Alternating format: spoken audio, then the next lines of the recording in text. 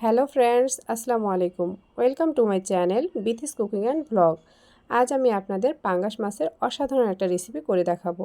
যারা এই মাছ খেতে পারেন না তারা আমার এই রেসিপি ফলো করে রান্না করলে ইনশাল্লাহ খেতে পারবেন আশা করি। তো আমি এখানে মাঝারি সাইজের একটি পাঙ্গাস মাছ নিয়েছি। তাতে নিয়েছি লবণ এক চা চামচ হলুদের গুঁড়ো, লবণ এক চা চামচ হলুদের মরিচের গুঁড়ো এক চা চামচ মরিচের সুন্দরভাবে মেখে 10 মিনিটের জন্য রেখে দিয়েছি। এখন আমি ব্লেন্ডারের একটি জারে সাইজের একটি রসুন 2-3 টুকরো আদা মাঝারি সাইজের 5 থেকে 6টা পেঁয়াজ 1 চা চামচ মশলার গুঁড়ো, এখানে জিরে, মশলার গুঁড়ো, এখানে গরম মশলা একসঙ্গে গুঁড়ো করে রাখা আছে, সব একসঙ্গে গুঁড়ো করা আছে। হাফ চা চামচ হলুদের গুঁড়ো, হাফ চা চামচ মরিচের গুঁড়ো। যেহেতু আমি এখানে হলুদ আর মরিচের গুঁড়ো তেল দিয়ে আগেই মাছে ইউজ করেছি, তো এখানে সামান্য পরিমাণে দিয়ে দিলাম। আর দিয়ে দিলাম 1/3 কাপের মতো সরিষার তেল। আপনারা চাইলে সয়াবিন তেলটাও ইউজ করতে পারেন। তো আমি আজকে সরিষার তেল দিয়ে মাছটা রান্না করব। তো এই যে আমি সুন্দরভাবে ব্লেন্ডারে মশলাটা বেটে নিয়েছি। এখন আমি চুলায় যাব। চুলায় একটি প্যান বসিয়ে দিয়েছি এবং তাতে সামান্য পরিমাণে সরিষার তেল দিয়ে দিলাম। যেহেতু পাঙ্গাস মাছের এক্সট্রা একটা তেল আছে, এজন্য বেশি তেল আমি ইউজ করলাম না। এখন আমি পাঙ্গাস মাছগুলো একে একে দিয়ে সুন্দরভাবে একটু কড়া করে ভেজে নেব। কেননা পাঙ্গাস মাছটা যদি একটু কড়া করে ভাজা হয় তাহলে এই মাছটা কিন্তু খেতে অসাধারণ লাগে, আর বোঝাই যায় না যে এটা পাঙ্গাস মাছ কিনা। তো যারা খেতে পারেন না, আমি চাইবো তারা মাছটা একটু কড়া করে ভেজে তারপর রান্না করবেন।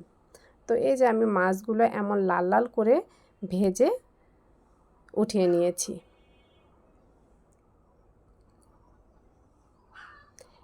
এখন ওই প্যানেই আমি আবার সামান্য একটু সরিষার তেল দিয়ে দিলাম, আর তাতে 2টা পেঁয়াজ কুচি দিয়ে একটু ব্রাউন করে ভেজে নেব। এই যে পেঁয়াজটা একটু ব্রাউন করে ভাজা হওয়ার পর আমার ব্লেন্ডারে বেটে রাখা মশলাগুলো আমি দিয়ে দিব। আমি এখানে সামান্য পরিমাণে একটু পানি অ্যাড করব, কেননা যাতে মশলাগুলো পুড়ে না যায়। ব্লেন্ডারে আরও কিছু মশলা আছে, আমি সেগুলো সবগুলো দিয়ে দিলাম। তারপর ব্লেন্ডারের জারটা ধুয়ে একটু পানি দিয়ে দিলাম।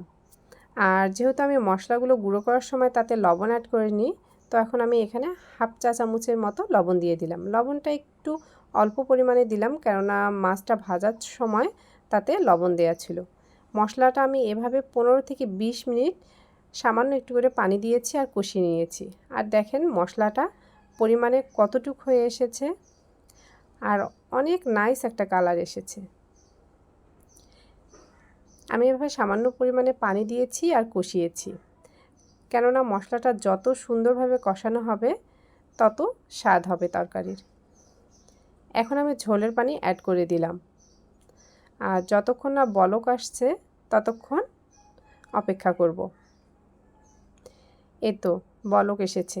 এখন আমি ভেজে রাখা মাছগুলোকে মশলার মধ্যে দিয়ে দিলাম।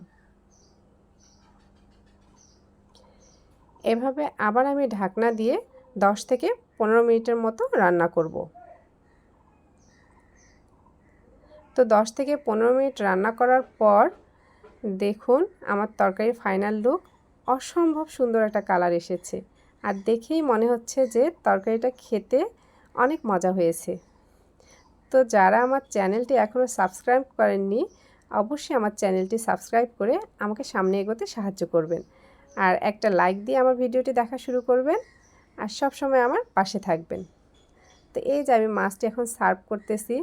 মাছটির কালার এত সুন্দর এসেছে যে দেখেই কেমন লোভ লাগছে। আমি চাইবো আপনারাও আমার এই রেসিপিটি ফলো করে তরকারির স্বাদটা উপভোগ করবেন।